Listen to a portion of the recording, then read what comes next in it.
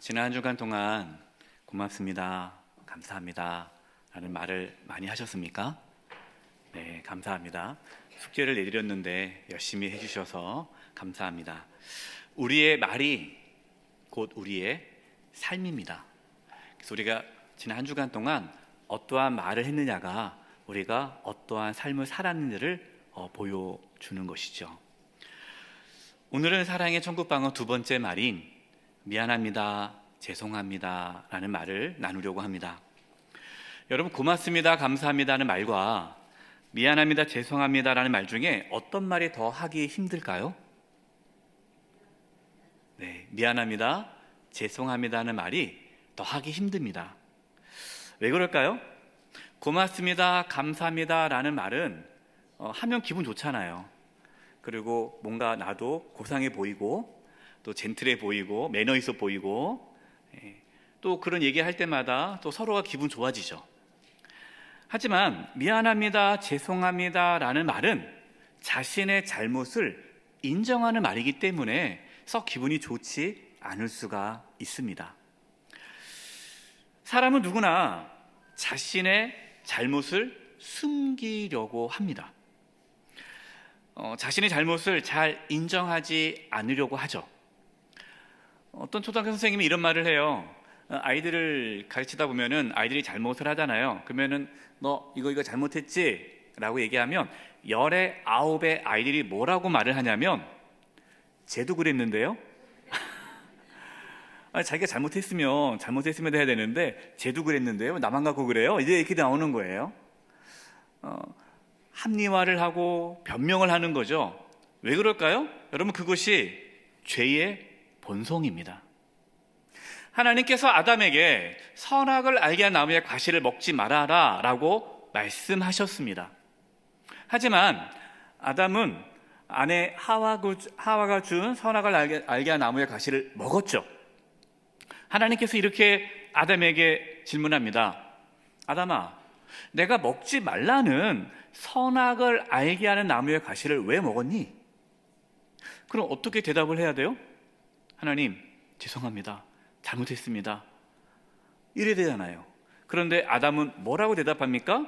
창세기 3장 12절을 제가 표준 세번역으로 읽어드리겠습니다. 그 남자는 핑계를 대었다. 핑계를 대는 거예요. 하나님께서 저와 함께 살라고 짝지어 주신 여자, 그 여자가 그 나무의 열매를 저에게 주기에 제가 그것을 먹었습니다. 아담은 자신의 잘못을 인정하지 않아요. 핑계를 대는 겁니다. 변명하는 겁니다. 합리화하는 거예요. 누구에게 그 죄를 뒤집어 씌우는 겁니까? 아내에게. 아내가 줬다는 거죠. 그리고 더 나아가 누구에게 책임을 돌립니까? 하나님에게 책임 돌리죠. 하나님이 나에게 주신 저 여자입니다. 왜 하나님 좋은 여자 주시지, 왜 저런 여자를 나에게 보내주셔가지고 나를 죄짓게 만듭니까? 이렇게 나가는 거예요. 이처럼 우리는 자신의 잘못에 대해서 변명하고 합리화하려고 하는데 그것이 죄의 모습이다라는 것이죠. 그렇기 때문에 우리는 자신도 모르게, 자기도 잘 몰라요. 자신도 모르게 계속해서 자신의 잘못을 변명하고 합리화하려고 합니다. 저도 그렇죠. 여기에 대해서 누구도 자유로울 수 없는 것 같아요. 그래서 가족들에게, 주변 사람들에게 미안합니다, 죄송합니다 말을 잘 하지 않습니다. 여러분은 가족들에게 또 주변 분들에게 자신의 잘못을 인정하고 미안하다고, 죄송하다는 말을 잘 하십니까? 그분은 훌륭한 분이세요. 그분이 진짜 예수님 믿는 분이에요. 제가 전에 있는 교회에서 사역을 했을 때 어떤 집사님이 신방을 하게 됐어요. 이분이 이렇게 얘기하는 거예요. 목사님, 자기는 지금까지 살아오면서 단 한 번도 사과를 한 적이 없습니다. 왜냐하면 단 한 번도 잘못을 한 적이 없기 때문이죠. 이렇게 얘기하는 거예요. 그 집사님은 아주 성격이 철저하고 아주 빈틈이 없는 분이셨어요. 고등학교도 명문고등학교를 나오고 또 대학교도 명문대학을 갔고, 지금까지 살아오면서 시험을 봤는데 한 번도 시험에서 떨어져 본 적이 없어요. 그리고 직장에서 계속 승진을 하고 직장에서 뭔가 일을 맡으면 항상 잘 해낸 거예요. 그러니까 지금까지 살아오면서 잘못한 게 없는데 미안하다는 말을 할 이유가 없겠죠. 그 집사님이 행복하게 살았을까요? 행복하지 않았습니다. 왜 행복하지 않았냐면 자신이 완벽하기 때문에 주변 사람도 다 완벽해야 되는 거예요. 그러니까 자녀들도 완벽해야 되는 거예요. 아들 둘인데 그 어릴 때부터 자녀들을 너는 이러면 안 된다 하면서 계속 그냥 다그치는 거죠. 너는 왜 그러냐? 이해를 안 되는 거예요. 쟤는 왜 공부를 못해? 왜 1등을 못해? 공부하면 1등 해야지. 왜 안 돼? 예, 이해가 안 되는 거예요. 그러니까 잘못을 인정을 못하는 거예요. 얼마나 주변 사람들을 힘들게 했겠어요. 예, 회사에서도 마음에 드는 직원이 없더래요. 다 마음에 안 든다는 거예요. 예. 늘 자신만 옳았고요. 다른 사람들의 말에 귀를 기울이지 않고 살았습니다. 그러니까 행복하지는 않았어요. 여러분, 정말 우리가 완벽할까요? 우리가 실수 같은 거 하지 않습니까? 아니죠. 우리는 잘못을 합니다. 우리는 연약합니다. 만약에 목사님, 저는 절대로 그러한 잘못 같은 거 하지 않습니다, 이런 분이 계시다면 그분은 스스로 자기를 속이는 거예요. 요한일서 1장 8절과 10절입니다. 만일 우리가 죄가 없다고 말하면 스스로 속이고 또 진리가 우리 속에 있지 아니할 것이요. 나는 잘못한 거 없다, 나는 그동안 살아오면서 나는 요만큼도 잘못한 게 없어 라고 말하는 사람은 스스로 속이는 자라는 겁니다. 진리가, 하나님 말씀이 그 속에 없다는 거죠. 10절입니다. 만일 우리가 범죄하지 아니하였다 하면 나는 잘못하지 않았는데요, 나는 잘못 없습니다, 나는 잘못한 적이 없어요 라고만 말을 한다면 하나님을 거짓말하는 이로 만드는 것이니 또한 그의 말씀이 우리 속에 있지 아니하니라. 여러분, 인간은요 잘못할 수밖에 없는 연약한 자들이에요. 그렇기 때문에 미안하다고 죄송하다고 할 수 있는 것입니다. 하나님께서 우리에게 요구하는 삶이 어떤 삶일까요? 완벽한 삶을 요구하실까요? 요구하지 않으십니다. 왜냐하면 우리가 완벽하지 않다는 걸 알기 때문에. 하나님께서 우리에게 요구하시는 것은 정직한 삶이에요. 하나님, 잘못했습니다, 제가 또 잘못했네요, 인정하는 거예요. 오늘 본문 말씀을 제가 표준 세번역을 읽어드리겠습니다. 야고보서 5장 15절과 16절입니다. 믿음으로 간절히 드리는 기도는 앓는 사람을 낫게 할 것이니 주께서 그를 일으켜 주실 것입니다. 또 그가 죄를 지은 것이 있으면 용서를 받을 것입니다.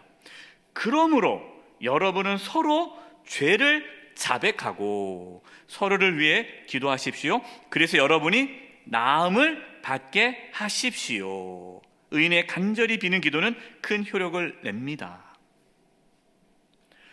야고보 사도는 우리가 믿음으로 간절히 기도하면 하나님께서 그 기도를 들어주신다, 그리고 우리를 회복시켜 주신다라고 말씀합니다. 그러면서 중요한 말씀을 해요. 그러므로 여러분은 서로 죄를 자백하십시오 라는 말씀을 합니다. 서로 죄를 자백하다라는 게 어떤 의미일까요? 첫 번째 의미는 서로 하나님 앞에 자신의 죄를 고백하라는 거예요. 여러분, 우리는 하나님 앞에 죄를 고백합니다. 우리 예배 시간에 참회 기도가 있잖아요. 그때 침묵으로 하나님 앞에 은밀한 죄를 고백하지 않습니까? 우리가 하나님 앞에 죄를 고백하면 하나님은 우리의 죄를 용서해 주십니다. 그런데 그것으로 끝나지 않습니다. 어떤 분들은 나는 하나님께만 잘못했다고 하면 돼, 다 난 용서받았어, 그걸로 끝났어 라고 생각하는데 그렇지 않아요. 분명히 오늘 말씀에 뭐라고 했습니까? 서로 자신의 죄를 고백하라는 것은, 두 번째 의미는 내가 잘못한 것을 고백하라는 거예요. 미안하다고, 내가 잘못했다고, 죄송하다고 자신의 죄를, 잘못을 고백하고 인정하라라는 것이에요. 예수님을 믿으면 죄에 대해서 민감해집니다. 자신의 잘못을 쉽게 발견합니다. 그래서 예수님을 믿으면 자신의 잘못을 쉽게 고백할 수 있게 되는 거예요. 자신이 잘못을 고백하는 게 전혀 부끄럽지 않습니다. 왜냐하면 내가 연약한 자라는 걸 알기 때문에 숨기지 않는 거죠. 디모데후서 3장 16절 17절입니다.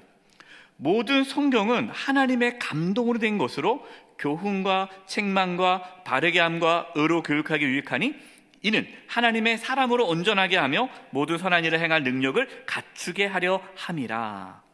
하나님의 말씀을 들으면 그 말씀이 우리를 책망하게 한다라는 거예요. 여러분, 하나님 말씀을 들으면 마음이 찔리시죠? 그러면서 내가 잘못했구나라는 걸 깨닫지 않습니까? 여러분, 이것이 은혜예요. 그것이 은혜예요. 아무나 그것이 또 오지도 않아요. 말씀을 듣고 마음에 찔리고 내가 잘못했구나를 발견하는 것이 은혜죠. 하나님 말씀을 가까이 하면 가까이 할수록 미안합니다, 죄송합니다라는 말을 할 수 있습니다. 내 잘못을 아니까. 근데 왜 우리는 서로 잘못을 고백하면서 미안합니다, 죄송합니다 라고 해야 할까요? 우리가 이렇게 서로 잘못을 인정하고 고백할 때에 하나님께서 모든 관계를 회복시켜 주시기 때문이에요. 제가 앞서 평생 자신은 잘못한 것이 없어서 사과한 적이 없다는 집사님 말씀을 드렸잖아요. 근데 그 집사님이 이어서 저한테 이렇게 얘기하는 거예요. 근데 그 집사님이 병에 걸리셨어요. 원래 몸이 이러신 분인데 이렇게 마르셨어요. 병 때문에. 이제 얼마 시간이 남지 않았어요. 몸이 아프시면서 이 집사님이 하나님을 인격적으로 만났습니다. 하나님을 만나고 나니까 그동안 자신이 잘못 살아왔다는 걸 깨달은 거예요. 한 번도 자녀에게, 아내에게 미안하다는 말을 안 하고 살았는데 예수님을 믿고 나니까 내가 그렇게 아이들을 어릴 때부터 그냥 혼내고 아주 그냥 높은 기준을 세워서 거기에 도달하지 못하면은 막 그냥 다그치고 엄하게 키웠던 우리 자녀 아들들을 그렇게 용납하지 못하고 이해하지 못하고 그렇게 했던, 상처 줬던 것들이 다 생각나니까 그 자녀들이 다 컸는데, 청년들인데 불러다가 미안하다고, 내가 정말 너희들한테 미안하다 울면서 용서를 구하는 거예요. 아내한테도 그렇게 용서를 구하는 거예요. 지금까지 자기 살아오면서 그렇게 미안하다는 말을 안 했는데 너무너무 미안하다는 거예요. 너무 죄송하다는 거예요. 자기가 모든 사람한테 너무 큰 죄를 많이 졌다는 거예요. 그러니까 계속 미안하다는 말만 하는 거예요. 그 놀라운 게요, 그 전에 내가 잘못한 게 내가 뭐가 있어 하면서 그렇게 다녔던 그때는 행복하지 않았는데 미안하다고 또 죄송하다고 자기의 잘못을 인정하고 고백하고 나서부터 너무 행복한 거예요. 가족과의 관계도 회복된 거예요. 모든 관계가 다 회복되는 거예요.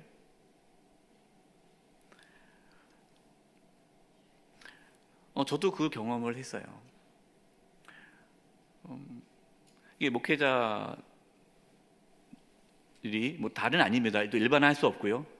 저도 좀 엄하고 엄격하고 뭐 잘못했다, 뭐 미안하다 말을 잘 아이들한테 안 했죠. 근데 어느 날 내가 잘못한 것 같더라고요. 그래서 아이를 불러다가 얘기했어요. 아들아, 아빠가 생각해보니 잘못했구나, 미안하다, 아빠를 용서해달라. 전 진심으로 사과를 했어요.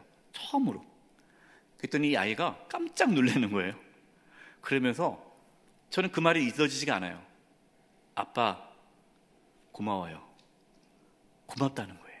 네, 아빠가 그렇게 말해줘서 너무 고맙다는 거예요. 그때부터 제가 그 아들과의 관계를 더 깊이 가질 수 있었어요.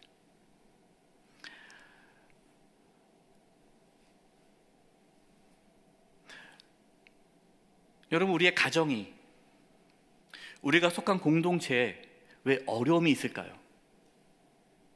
여러 가지 이유가 있지만 가장 큰 이유는 그 공동체 안에서 미안합니다, 죄송합니다 하는 사람이 없는 거예요. 여러분, 싸운 부부들 보십시오. 부부 싸움 해가지고 상담 가지 않습니까? 가끔 텔레비에 나오잖아요. 이렇게 부부 상담. 그러면은 그 부부들이 어떻게 합니까? 서로 막 비난해요. 다 저 사람 때문에 잘못됐다고, 저 사람의 문제라고. 근데 상담을 통해서 뭘 발견합니까? 아, 내가 잘못한 부분도 있구나. 그러면서 이렇게 얘기하죠. 여보, 미안해요. 내가 잘못했어요. 그러니까 상대방도 아니에요. 내가 생각해보니까 내가 미안해요. 여보, 내가 미안해요. 서로 미안하다고 말하고 나서부터 관계가 좋아질까요? 더 나빠질까요? 관계가 좋아지죠. 미안하다고 하니까 관계가 좋아지는 거예요. 근데 어떤 분이 이렇게 말씀을 하세요. 목사님, 그런데요, 제가 아무리 미안하다고 말을 하려고 하는데 잘못한 게 없는데 그래도 미안하다고 해야 되나요? 여러분, 혹시 그런 마음 계신 분 계세요?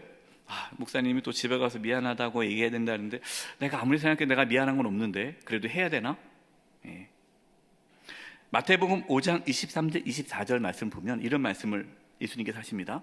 그러므로 예물을 제단에 드리려다가 거기서 내 형제에게 원망 들을 만한 일이 있는 것이 생각나거든 예물을 제단 앞에 두고 먼저 가서 형제와 화목하고 그 후에 와서 예물을 드리라. 예수님께서 너희들이 하나님께 나와 예배를 드리려고 나왔는데 예배 드리기 전에 먼저 가족이나 주변 분들을 생각해봐라. 그들의 마음을 아프게 한 거나 그들에게 원망 들을 만한 일이 생각나면 먼저 그들에게 가서 화목부터 해라. 사과를 해라. 화해를 해라. 그리고 나서 예배를 드리라 라는 말씀이에요.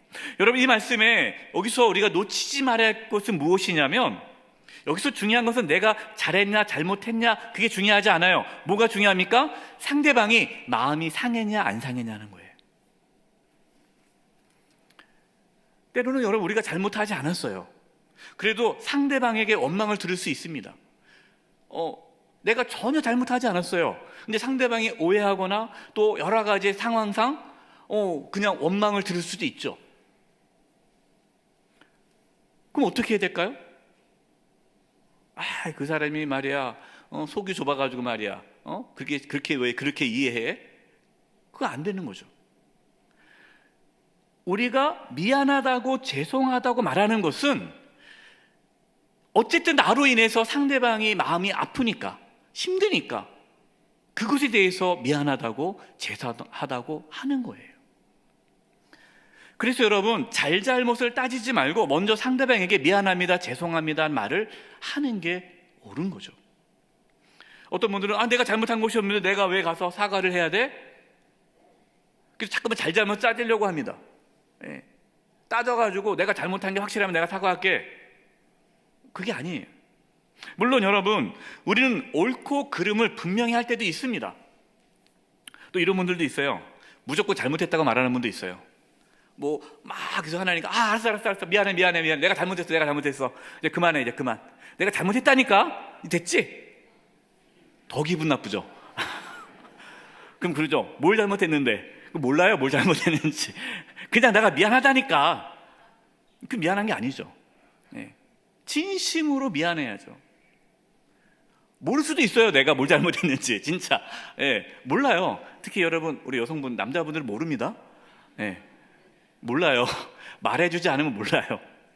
진짜 몰라요. 그런데 내가 어떻게 행동했는지 어떤 아내가 또 가족이 주변 사람이 힘들어한다면 내가 잘못한 거잖아요. 그 부분에 대해서 내가 미안하다 하면서 구체적으로 내가 무엇을 통해서 그 사람에게 아픔을 줬는지를 생각해 봐야죠.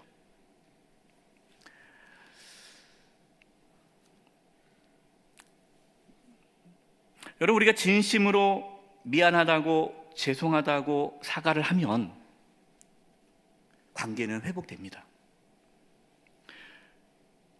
근데 사람과의 관계가 회복되어야 하나님과의 관계도 회복되는 거예요. 여러분, 누군가 불편한 관계를 한번 가져보세요. 그럼 기도가 안 됩니다. 은혜가 안 돼요. 여러분, 집에서 싸우고 부부싸움하고 교회 와보세요. 은혜가 안 됩니다. 그래서 여러분, 부부싸움을 금요일까지만 하시고 토요일 날은 꼭 화해하시고, 안 되면 주일 아침에 화해하고, 미안하다라고 하고, 그리고 와서 예배 드리고 또 다시 싸우더라도 그렇게 회복을 하셔야 돼요. 우리 관계가 회복돼야, 사랑 관계가 회복돼야 하나님과의 관계가 회복되기 때문에 미안합니다, 죄송합니다 라는 말을 하라는 거예요. 그런데 놀라운 것은요, 여러분, 우리가 미안합니다, 죄송합니다 말을 하지 않고 자기의 잘못을 인정하지 않으면 그 삶은 무너집니다. 이것이 잠언 28장 13절이에요. 잠언 28장 13절 공동 번역 개정판으로 읽어드리겠습니다. 제 잘못을 감추고 잘 될 리 없다. 내 잘못을 감추면 잘 될 수가 없다는 거예요. 형통할 수가 없다는 거예요. 망한다는 거죠. 제 잘못을 실토하고 손을 떼어야 동정을 산다. 잘못을 감추면요, 망하는 거예요. 잘못을 고백하고 드러내고 내가 잘못했다라고 인정하면 오히려 동정을 받는 거예요. 여러분, 목회를 하면서 제가 참 힘든 게 있어요. 그게 뭐냐면 부족한 거 아님, 제 목회자도 부족하지 않습니까? 부족하기 때문에 완벽할 수 없잖아요. 그러면은 말과 행동이 또 성도들에게 마음을 아프게 할 때가 있어요. 제가 목회하면서 참 그거를 겪을 때마다 참 힘듭니다. 그럼 그때 잘못했다고, 미안하다고, 정말 미안하다고 고백을 하죠. 그러면 성도님들이 그걸 받아주세요. 목사님 그렇게 미안하다고 죄송하다고 하니 제가 뭐가 그렇습니까? 목사님 이해합니다. 이러는 거예요. 그래서 여러분, 제가 잘못했다고 할 때 용서해 주세요. 네. 우리가 아이를 키울 때도 애가 잘못했어요. 그러면은 너 잘못했지? 그럼 애가 아버지, 어머니 잘못했습니다. 용서해 주세요. 그러면은 때립니까? 아니야. 또 안아줘. 또 짠하잖아요, 마음이. 또 안아주면서 그래 알면 됐어. 아빠도 어렸을 때 너보다 더 했단다 하면서 더 동정을 하는 거잖아요. 그런데 너 잘못했지? 그런데 애가 왜 나만 갖고 그래? 형도 그랬는데, 오빠도 그랬는데, 누나도 그랬는데 막 그렇게 대들면은 맞잖아요. 그러면 그 맞는 거예요. 망하는 거죠, 그게.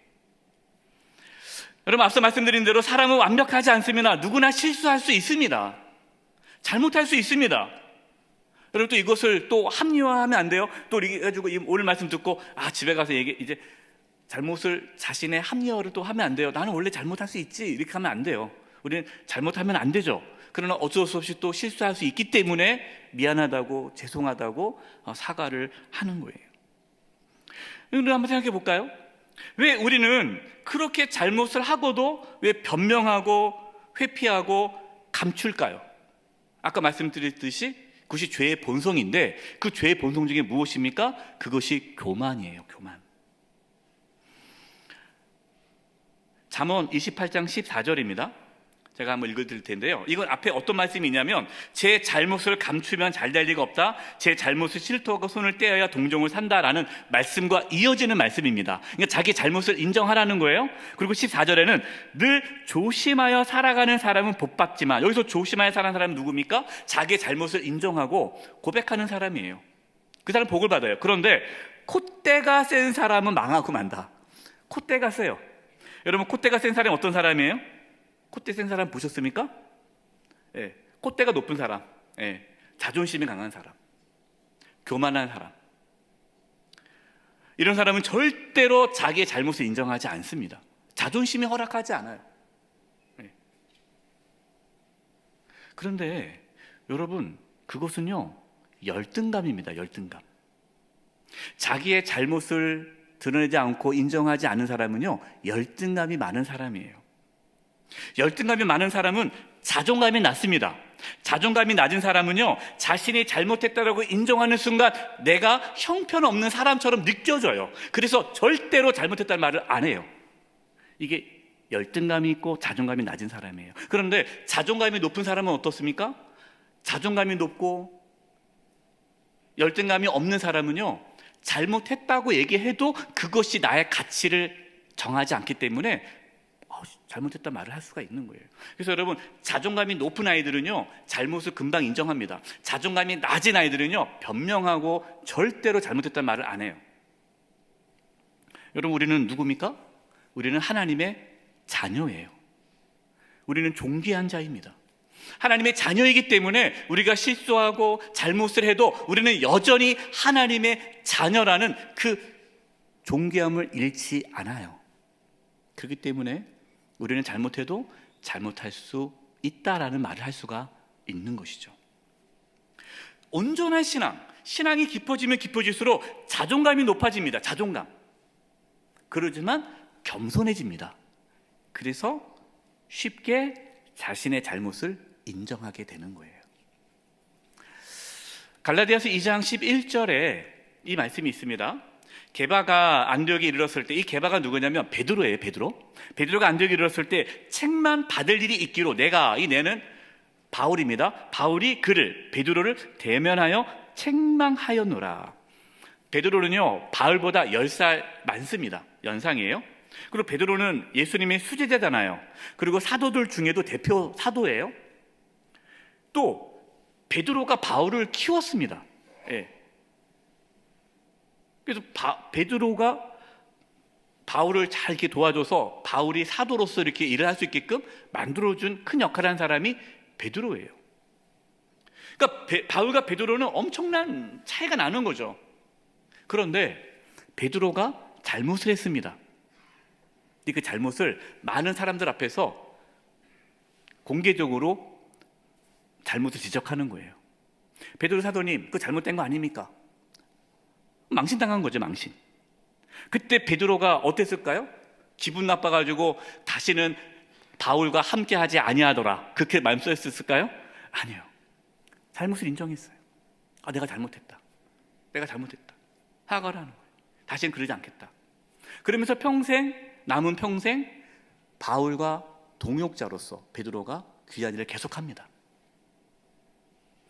그럼 만약에 여러분 직장에서 여러분이 상사예요. 그리고 지금 들어온 지 얼마 안 된 신입사원이 부장님, 많은 직원들 앞에서 부장님, 그 잘못된 거 아닙니까? 하고 막 이렇게 잘못을 드러내면 부장님 중에 미안합니다, 내가 잘못했네요 라고 할 부장이 과연 몇 명이나 있을까요? 베드로는 그랬다는 거죠.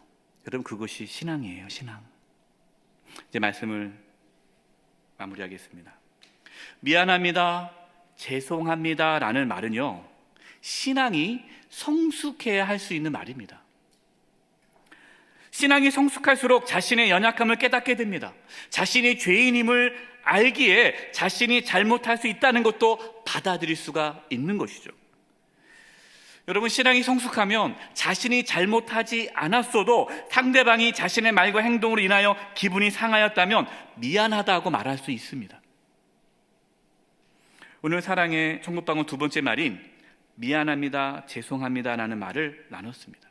여러분, 한 주간 동안 가족에게, 주변 사람들에게 미안합니다, 죄송합니다 진심으로 사과해 보시기 바랍니다. 또 잘못한 게 없기 때문에 억지로 또 잘못을 한 다음에 미안하다 하지 마시고요. 한번 생각해 보세요. 내가 과연 우리 자녀들에게, 우리 배우자에게, 가족에게, 또 주변 분들에게 내가 말과 행동으로 마음을 상하게 한 것은 없었는가 돌아보면서 조금이라도 있다면 미안하다고, 정말 내가 죄송하다고 그렇게 고백할 때 하나님께서 모든 관계를 회복해 주는 것을 경험하게 될 것입니다. 이 은혜가 저와 여러분 가운데 있기를 간절히 축원드립니다.